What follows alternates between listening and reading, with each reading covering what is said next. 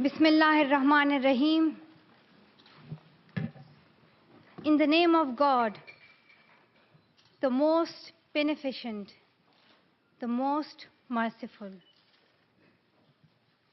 Honorable UN Secretary General, Mr. Ban Ki-moon, respected President General Assembly, Vok Yaramich, Honorable UN Envoy for Global Education, Mr. Gordon Brown,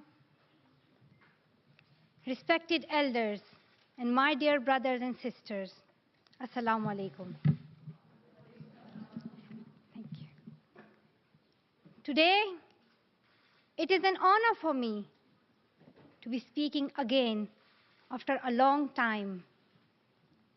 Being here with such honorable people is a great moment in my life.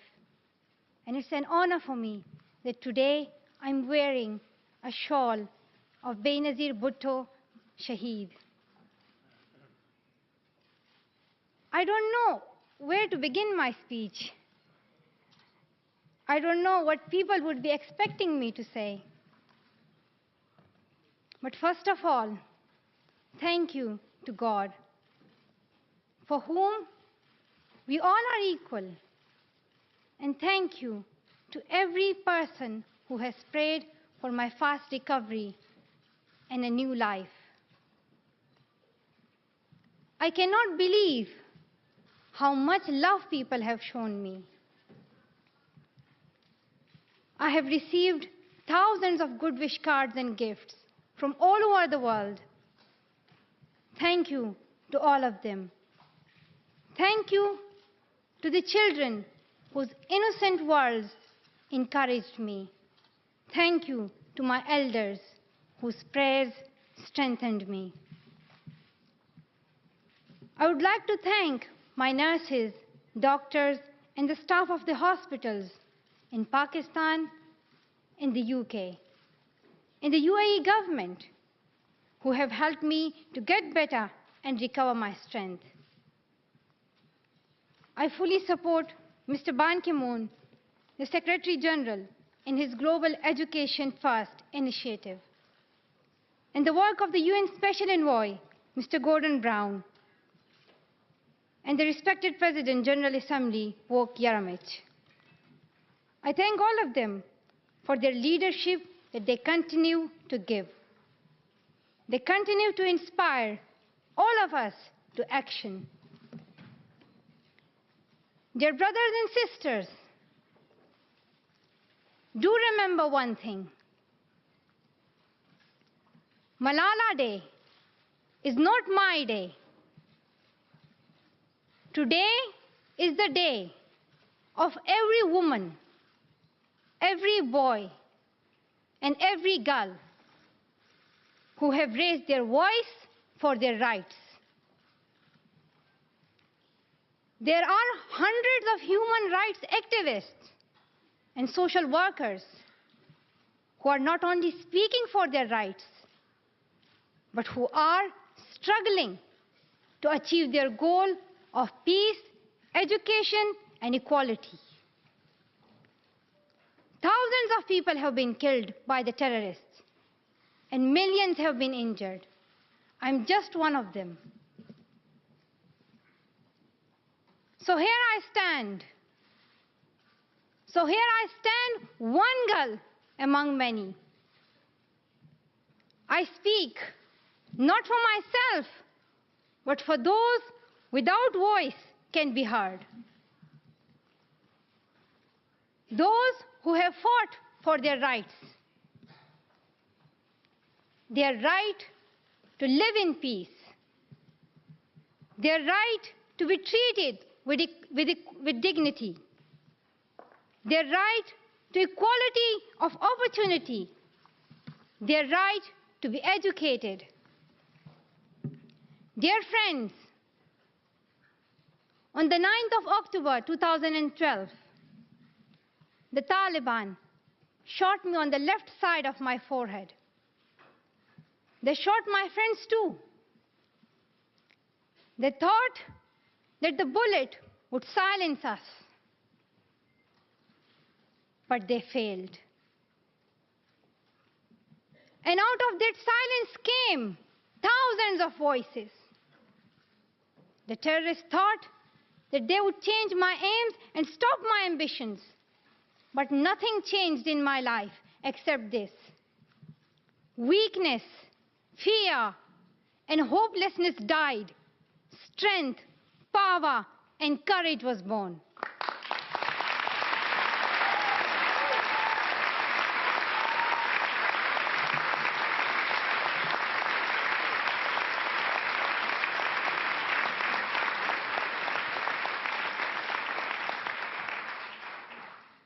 I am the same Malala. My ambitions are the same. My hopes are the same. And my dreams are the same. Dear sisters and brothers, I'm not against anyone. Neither am I here to speak in terms of personal revenge against the Taliban or any other terrorist group. I'm here to speak up for the right of education of every child.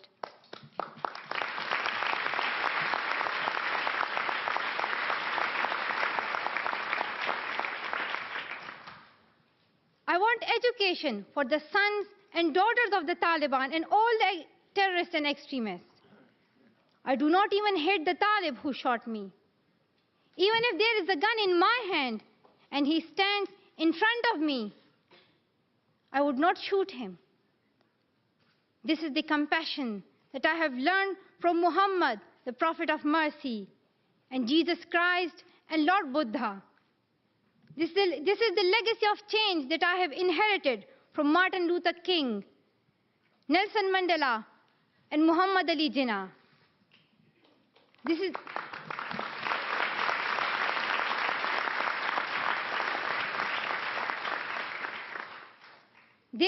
the philosophy of non-violence that I have learned from Gandhiji, Bacha Khan, and Mother Teresa.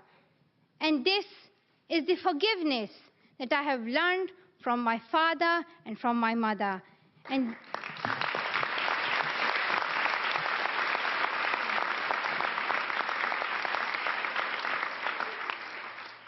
this is what my soul is telling me.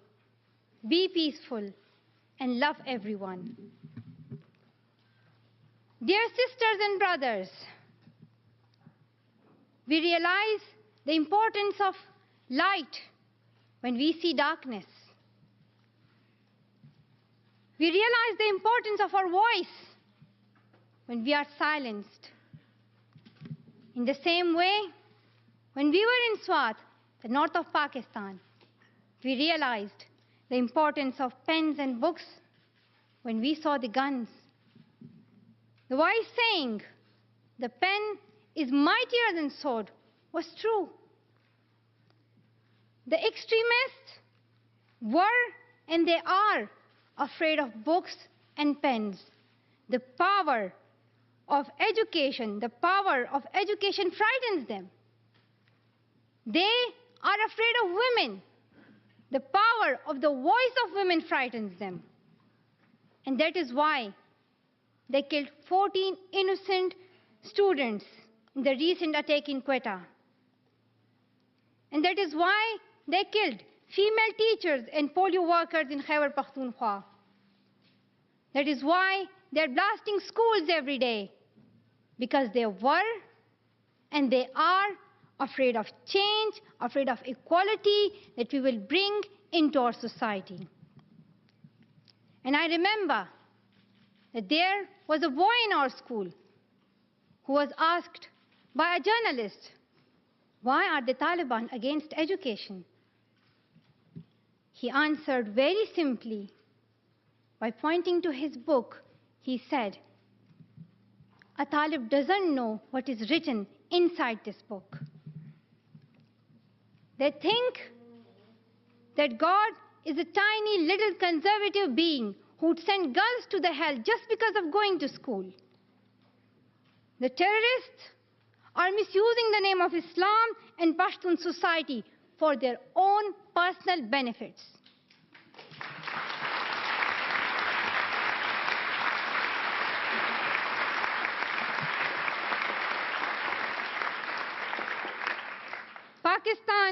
is a peace-loving democratic country.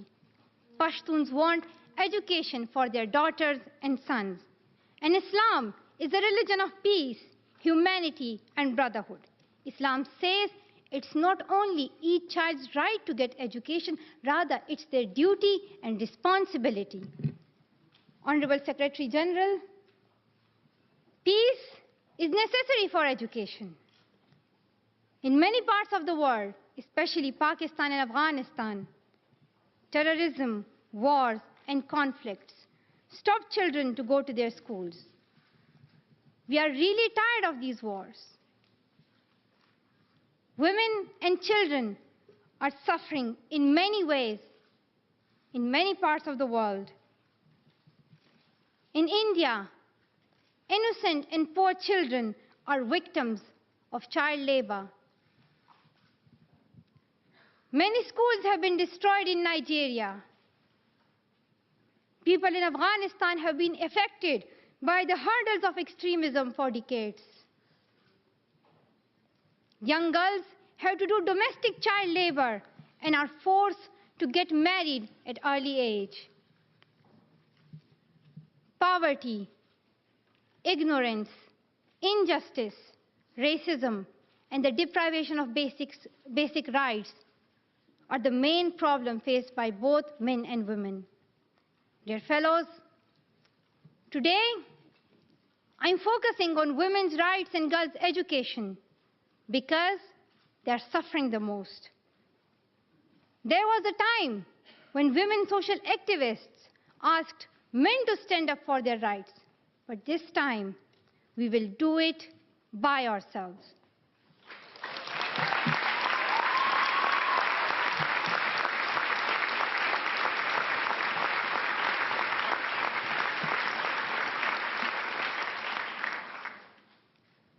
I'm not telling men to step away from speaking for women's rights.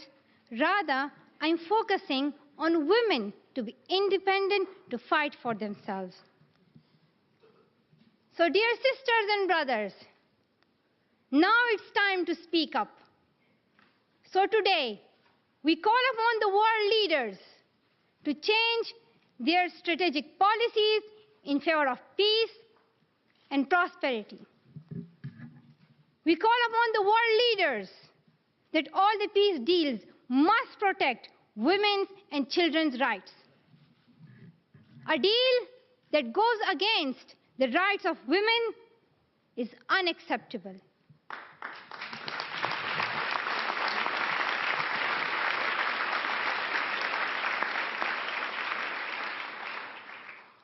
We call upon all governments to ensure free compulsory education all over the world for every child.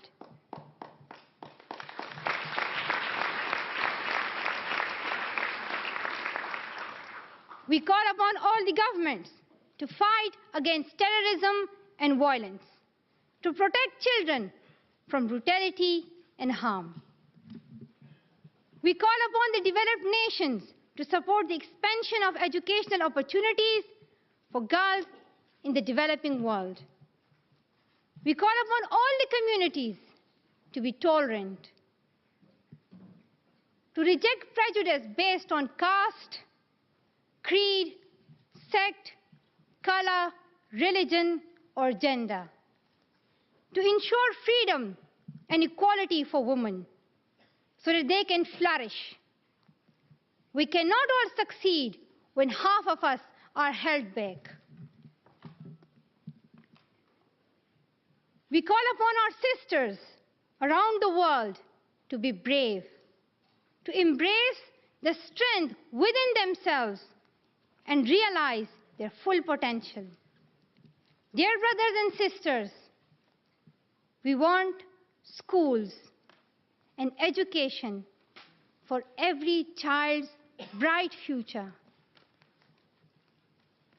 We will continue our journey to our destination of peace and education. No one can stop us. We will speak up for our rights, and we will bring change through our voice. We believe in the power and the strength of our words.